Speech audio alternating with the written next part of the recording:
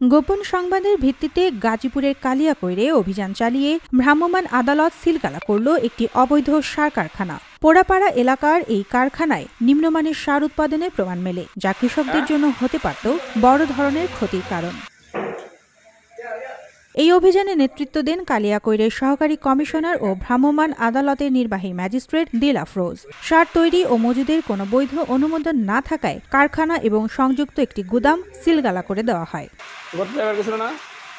কালিয়াকৈর উপজেলা কৃষি সম্প্রসারণ কর্মকর্তা মোহাম্মদ আতিক আহমেদ ফাত্তা জানিয়েছেন, আগের রাতে মৌচাক ফাঁড়ির পুলিশ ৩৫০ বস্তা টিএসপি সার সহ একটি ট্রাক জব্দ করে। ট্রাক চালককে জিজ্ঞাসাবাদ করলে বের হয়ে আসে এই অবৈধ কারখানার অবস্থান। বিভিন্ন জায়গায় বিভিন্ন রকম ভেজাল সার তৈরি হয়, তো তারই ধারাবাহিকতায় আমরা ডিডি স্যারের নির্দেশনায় আমাদের কালিয়াকৈর উপজেলাতে আমরা সবসময় বিভিন্ন রকম তদারকি নিয়মিত রাখি। এদের প্রায় ২-৩টা অবস্থান আছে, এখানে ২-৩টা ঘর আছে যেখানে তারা বিশাল ব্যাপক পরিমাণে তাদের একটা কর্মযোগ্য আছে।